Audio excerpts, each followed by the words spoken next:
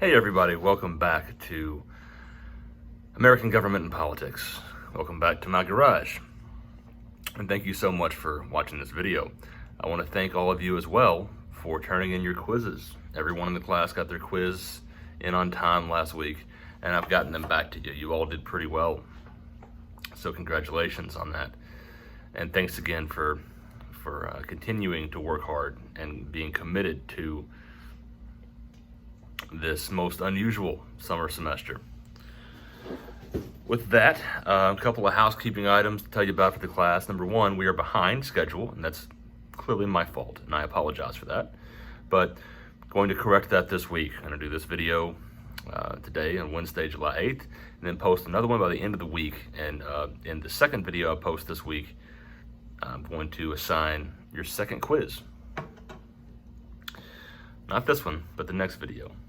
However, please pay attention in this video because it will be relevant for the quiz assignment later this week.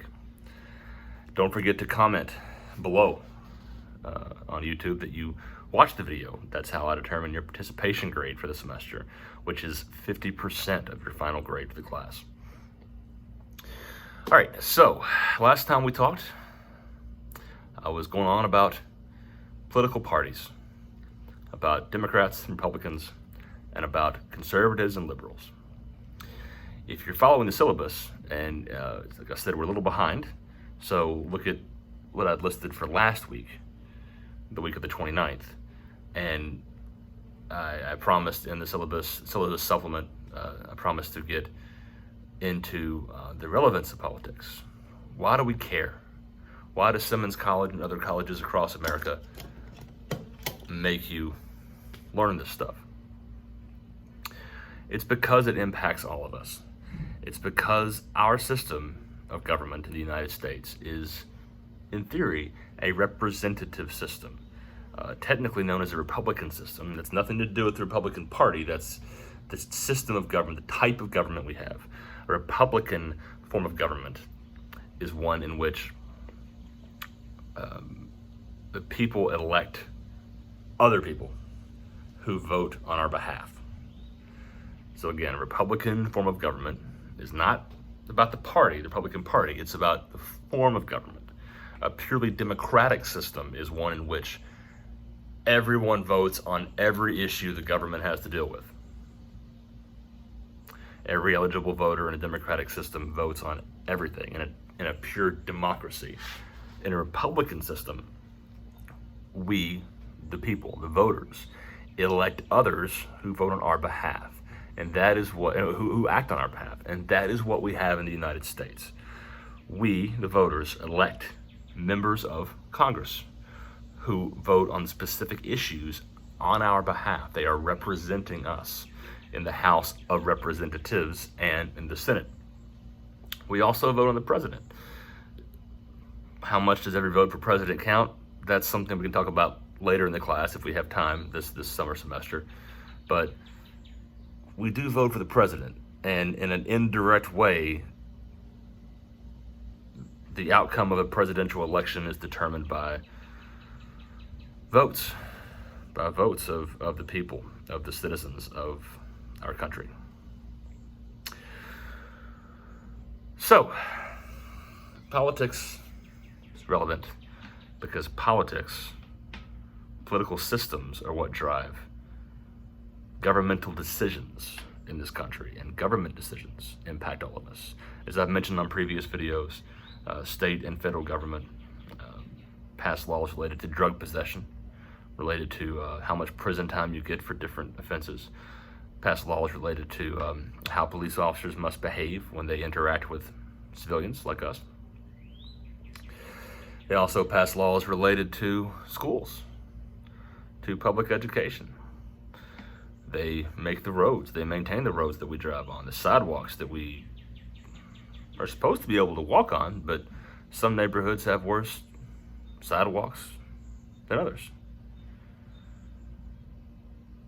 If you live in a place where, as I certainly have in the past, you live in a place where the sidewalk is not safe for someone in a wheelchair, and I myself am not in a wheelchair, but I know people who are, And there's places they can't even go because the sidewalks aren't good enough. Well, that's the government's fault. Local, maybe. State, maybe. Federal, maybe. But some level of government has dropped the ball when the sidewalks aren't good. Some level of government has dropped the ball and has done their job poorly when police interactions with black people are different than police interactions with white people. If you don't like some of those things, you don't like the way they're happening in this country or in this city or in this state today, as a voter, you have the ability to change that. Not everybody has a right to vote. In this country, citizens over 18 or older can vote, with some exceptions. The most obvious exception, and perhaps the most controversial exception to whether or not someone is eligible to vote, has to do with criminal records. Traditionally, in this country, people with felony records are not allowed to vote. They lose the right to vote when they are convicted of a felony. A couple of problems there. Number one, not all felonies are created equally. Some felonies, these are serious crimes, as opposed to a misdemeanor crime. A felony crime is one that has more prison time attached to it and is considered a more serious crime by the judicial system. Some of those are not the same. You can catch a felony charge for doing a lot of forgery. Let's say you forge a lot of checks and you lie about the identity of the person who has the authority to cash that check. If you do enough of that, that can be a felony, sometimes even a federal felony, which is a big deal. Murder is also a felony. Is it right to forge a check? No, of course that's not right. It's dishonest. It is ripping off someone. You're stealing from someone. Is it the same as murder? I don't think so. Everyone has their own opinion. In this country, thanks to the First Amendment of the Constitution, we have a right to freedom of expression and speech. So we have a right to our opinions. It's certainly my opinion that while forging checks is very bad, it's not the same as murder. It's not the same as armed robbery or sexual assault. But yet, all of the above, if you're convicted of any of those things, you lose your right to vote. Traditionally in this country, lose it forever. Recently, some states have changed that. Why they changed it? Because the voters elected politicians and then told them, this means a lot to us. We, the voters, want you to change this ridiculous law that says that every single felon, whether they're a violent offender or a non-violent offender, whether they are black or white or young or old, loses the right to vote.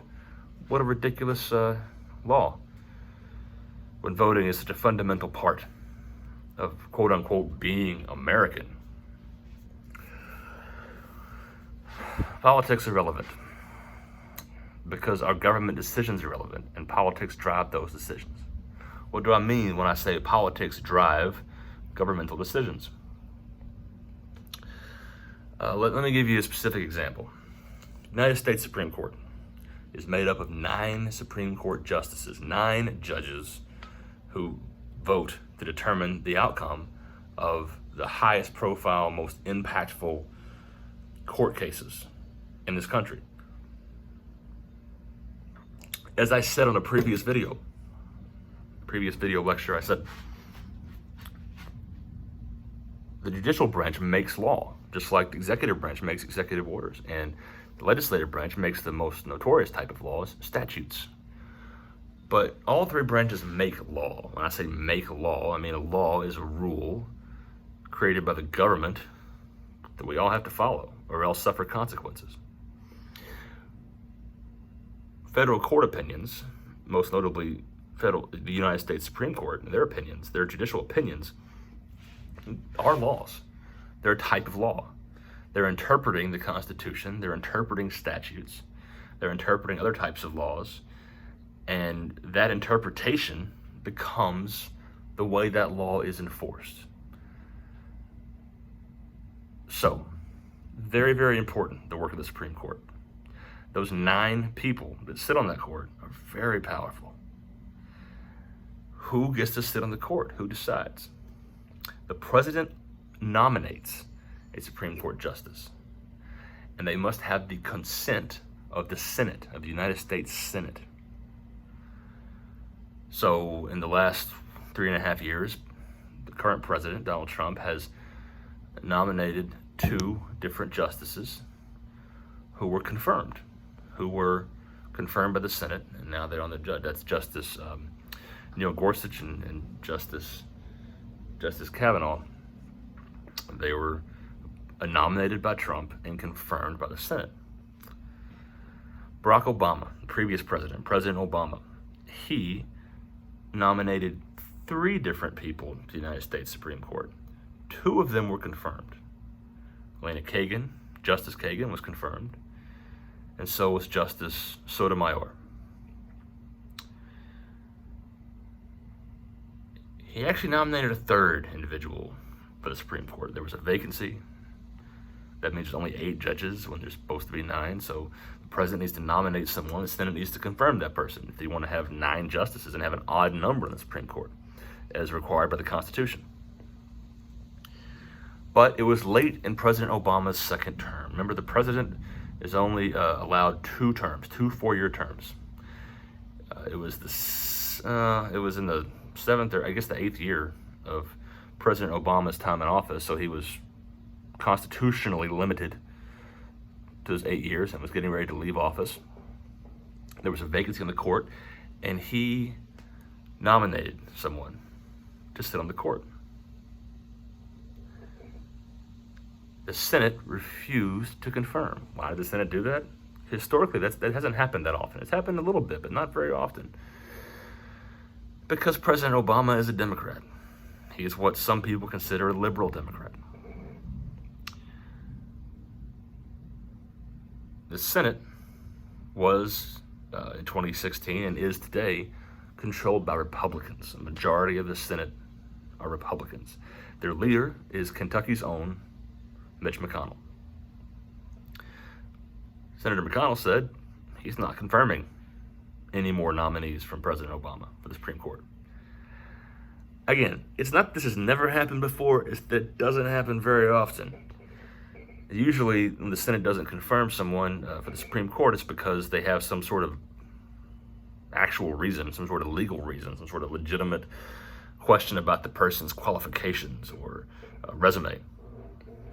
This time, Senator McConnell and the Republican majority in the United States Senate didn't confirm Merrick Garland, the judge nominated by President Obama, because they didn't have to. They didn't want to. It was a highly controversial decision by the Senate Republicans, and it was purely political. They did not want any more liberal Democrats on the Supreme Court. They thought they'd wait and see what happens in the election. Turns out, conservative Republican Donald Trump won the election, and he got to fill that seat. Is that right?